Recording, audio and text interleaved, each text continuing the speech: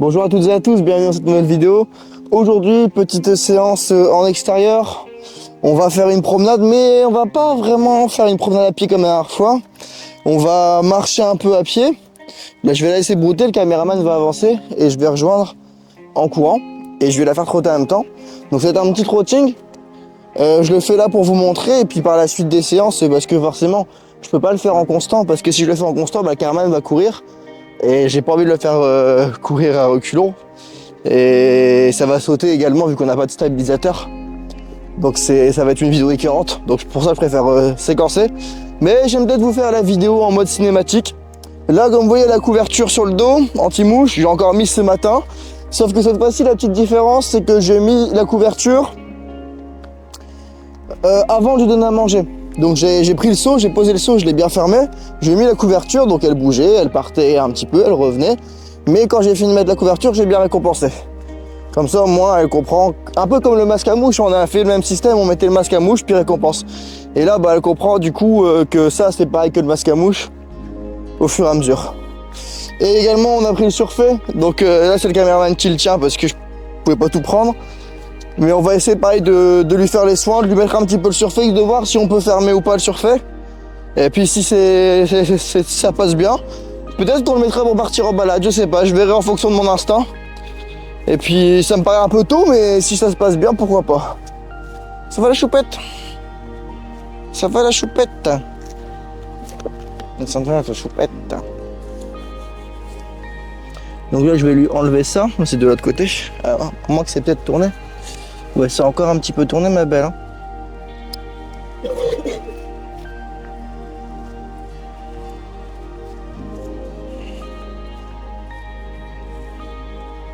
Lui on va enlever. On va enlever, choupette. On va enlever? Oui, on va enlever ma belle.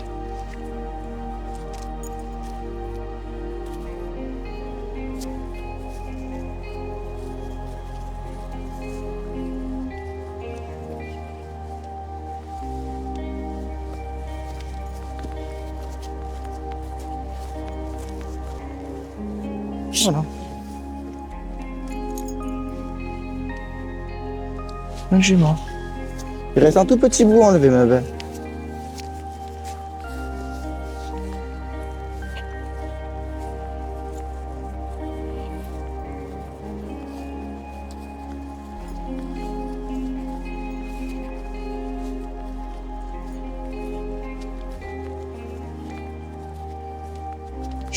J'ai dit que... Oh, c'est bon, c'est fini. Tu arrêtes de bouger. Et stop. C'est bon, stop.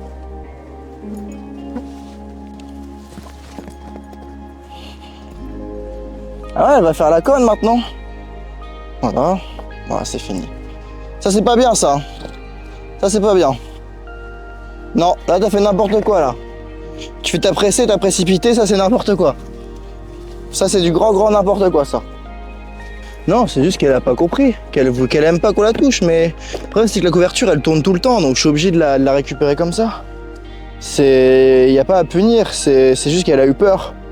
Mais ce qui m'énerve c'est que je vais pas la punir parce qu'elle a eu peur, mais ça m'énerve parce que elle bouge parce qu'elle veut pas se faire toucher avec la couverture.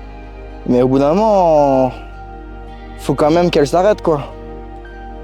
Elle bouge, ok c'est bon, genre stop, on l'enlève et puis... C'est important aussi de faire les choses correctement. Il faut être dans le respect du cheval, mais il faut être dans le respect du cheval, mais il faut aussi faire les choses correctement. Et on va pas enlever la couverture pendant qu'elle bouge et faire n'importe quoi comme là ça a été le cas. Donc après c'est pas grave, hein, c'est pas quelque chose de dramatique. Ça m'a énervé parce qu'elle a fait n'importe quoi alors qu'il n'y avait pas forcément de raison. Mais enfin pour moi il n'y a pas de raison, peut-être que pour elle il y avait une raison. Encore une fois, il faut pas tomber dans l'ego et dire elle sait le faire ou je sais pas quoi. Mais voilà, juste prendre le temps, et puis c'est tout, c'est tombé, et on recommencera, puis au fur et à mesure, plus elle va l'avoir, plus machin, et peut-être retravailler le fait de mettre la sangle, d'enlever la sangle, de mettre la sangle, d'enlever la sangle. Bon, j'ai l'impression qu'elle a pas envie, bah si c'est ça, on va rentrer. Je vais voir si elle va te brosser ou pas.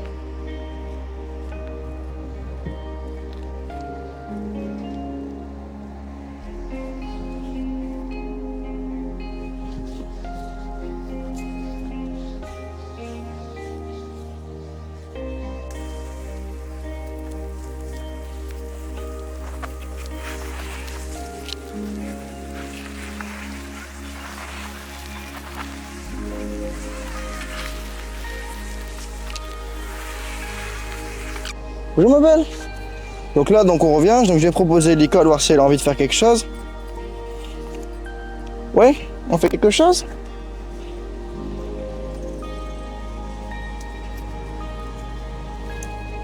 Voilà, il y a une distraction.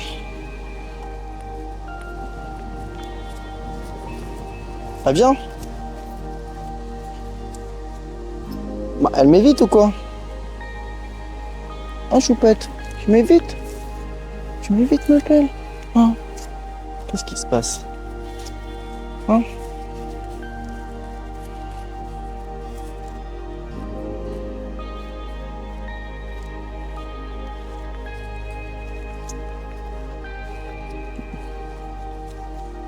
Bon, c'est pas grave. Je sais pas, je comprends pas. Bon, faut pas devenir émotionnel, là j'ai envie de péter un plomb. Donc ça sert à rien, je m'arrête là. Vas-y, tu peux couper, je vais me calmer. Donc là, ce qui se passe, c'est important en fait, c'est de reconnaître ce qui s'est passé. Donc le fait qu'elle est un peu câblée pour que j'enlève sa couverture, ça m'a saoulé, ça m'a énervé parce que je me suis dit, ouais. Enfin, ce que je me dis dans ma tête, c'est ouais, elle a bu, genre la couverture, elle l'a eu plein de fois. Donc je suis encore en train de me dire c'est acquis. Je sais que c'est pas bien, mais c'est dur de changer les schémas de pensée. Automatiquement, quand il s'est passé ça, ça m'a saoulé, ça m'a mis dans la confrontation, dans un dialogue de confrontation. Et là, en fait, je veux lui mettre le surflex, mais du coup, j'ai même pas une intention. Enfin, mon intention, c'est vraiment d'obtenir quelque chose d'elle. Et c'est pour ça que quand je l'approche, elle se barre, c'est quasiment sûr que c'est ça. Et là, le risque, ce serait de devenir émotionnel, de dire ah putain, elle me saoule, pourquoi est-ce qu'elle fait des manières comme ça? Pourquoi est-ce qu'elle fait des manières comme ça à pas vouloir que je l'approche, alors que d'habitude je l'approche? On pourrait remettre en question tout le travail, mais ce serait le piège justement des émotions. Et beaucoup de gens en fait tombent dans ce piège-là qui est une fois un moment ça se passe mal, et du coup émotionnellement ils sont impactés, du coup ils remettent tout en question. Faut pas tomber dans ce piège-là non plus, faut voir, et peut-être qu'elle va finir par revenir par elle-même. Après on peut toujours faire comme dans les séances que j'ai montrées précédemment, genre tourner autour d'elle et être dans l'invitation. Mais là en fait je pense que l'erreur c'est que j'ai encore voulu trop être dans le contrôle de viens on va faire ça, viens on va faire ça, on va faire ça, et plus dans le partage. Plus dans une relation du coup où je cherche à obtenir quelque chose plutôt que de partager quelque chose. Et tant que je suis dans cet état émotionnel là, bah ça peut pas fonctionner. Et ce qu'il faut que je fasse dans ce genre de cas, c'est me recentrer sur moi-même et me rappeler pourquoi est-ce que je la travaille, pourquoi est-ce que je veux faire ça. En fait, c'est de moi qu'ils ont peur. Ils ont peur de moi parce que sinon ils ont peur de nous parce qu'on s'est mis par terre, parce qu'on a accroupi en fait avec le caméraman et ils ont commencé à galoper quand ils ont vu ça. Là, ils nous regardent comme si on était des bêtes bizarres. C'est sûr que c'est ça qui a déclenché. C'est sûr. Parce qu'une bête qui se met accroupie, c'est un prédateur qui se cache pour attaquer dans les herbes. Donc je pense qu'instinctivement, il se méfie. Mais c'est pas grave, ça fait de la désensibilisation indirecte. Et donc ouais, ce qu'il faut que je fasse dans ce genre de cas-là, et c'est plus facile à dire qu'à faire, hein, mais c'est de se concentrer sur pourquoi est-ce que on a voulu travailler la jument, quel est l'objectif, quel est son intérêt à elle, pourquoi est-ce que je veux faire ça, et bien être au clair sur mes intentions en fait. Et si je suis au clair dans mes intentions, ça se passera mieux. Alors revenez choupette, on va faire un petit tour. Oui.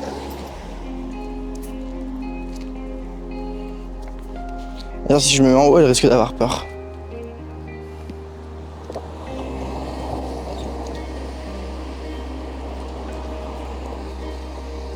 Bon.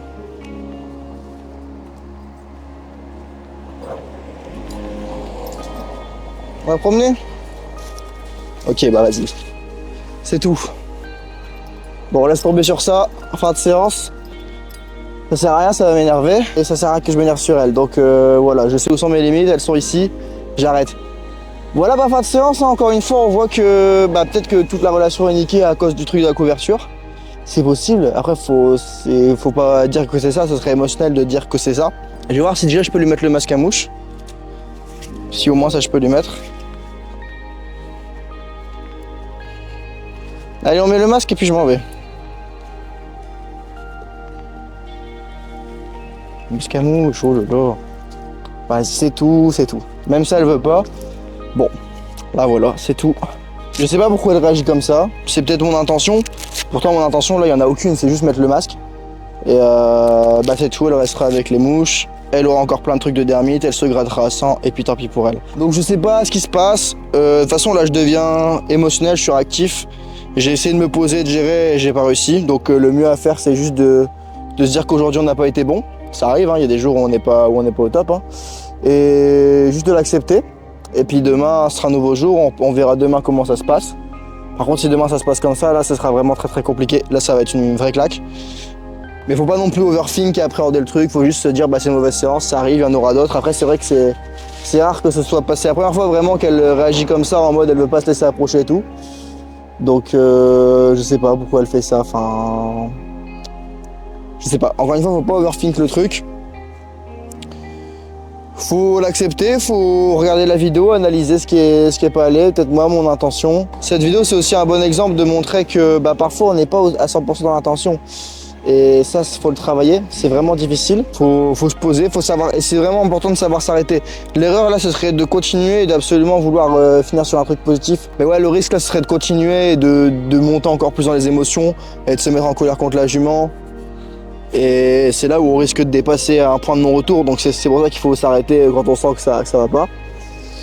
Donc on s'arrête là, puis c'est tout. Un peu comme en trading. En trading, en trading, faut être prêt. Alors je fais pas de trading, mais j'ai un pote qui est trader professionnel et il me dit en trading, ce qu'il faut, c'est accepter la perte, encaisser la perte. C'est-à-dire que bah on a pris une position, on doit liquider parce que ça s'est pas bien passé, bah on encaisse la perte et puis on passe à autre chose. Et je pense que là, c'est ce qu'il faut faire, faut encaisser la perte et puis passer à autre chose simplement. Encore une fois, ne pas rester émotionnel, être professionnel, se concentrer sur le processus et non sur les émotions. Donc c'est parti, on met fin à la séance et puis on analyse la vidéo comme un professionnel, on analysera, on fera un report et puis on verra se poser les bonnes questions. Et puis on essaiera de faire mieux demain. Donc voilà, c'est tout, c'est la fin de cette vidéo, j'espère que vous avez kiffé. Bon, une vidéo encore très courte, ça fait beaucoup de vidéos courtes en ce moment. Prenez soin de vous, je vous dis à la prochaine, bye tout le monde. Bon, le caméra il m'a dit, est-ce que si tu vas la voir comme ça sans rien, elle va se barrer. Juste dire au revoir. Mais moi je pense que oui. Et il m'a dit, ouais mais là on met la caméra, du coup t'as une intention. Non, on va voir. Peut-être que la caméra joue sur l'intention aussi, parce qu'il y a toujours cette... Puis vous voyez, je commence à avoir de plus en plus d'abonnés. Je dis pas pour faire le gars, mais mine de rien ça met de la pression. Et le fait que je coach des gens aussi, bah il faut prouver quand même qu'il y a du résultat. Et c'est vrai que ça met un coup à l'ego, parce qu'en fait on se dit mais en fait est-ce que ce que je fais c'est vraiment bon? Est-ce que je suis vraiment bon dans ce que je fais? Est-ce que c'était pas juste de la chance? Et du coup bah l'ego est en jeu et on a envie de protéger cet ego. Et pour protéger cet ego, bah parfois on met la faute sur les gens, ou on fuit le truc, ou on s'énerve machin. Et voilà, donc là donc ouais, la caméra rajoute de la pression, ce que je n'avais pas avant. Donc ça va être dur, ça va être un travail aussi, encore une fois, ça c'est ma responsabilité. Mais là, ce qu'on va faire, c'est qu'on va juste être dans la proposition. Ça va être ça l'objectif. Je vais me concentrer sur l'objectif de proposer et de mettre près d'elle et de voir si elle a envie de venir. Et si elle vient, c'est bien. Si elle vient pas, c'est bien aussi. Mais restez toujours dans cette zone. Donc on va voir la proposition. Toujours, je viens me mettre dans la zone où elle est, mais je me tourne pas vers elle. Je vais vers l'extérieur. Je me mets là. Et je regarde.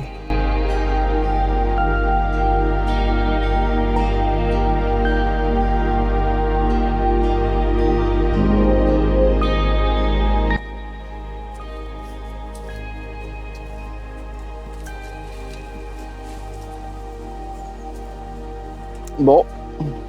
Bah voilà, le message est clair. Allez, on s'arrête là-dessus. Je viens de créer le guide du cheval sensible dans lequel je te donne les 6 erreurs qui t'empêchent d'avancer. C'est une masterclass de 30 minutes en vidéo, totalement gratuite. Et si tu veux y accéder, t'as juste à aller dans la description. Et puis je te l'enverrai par mail.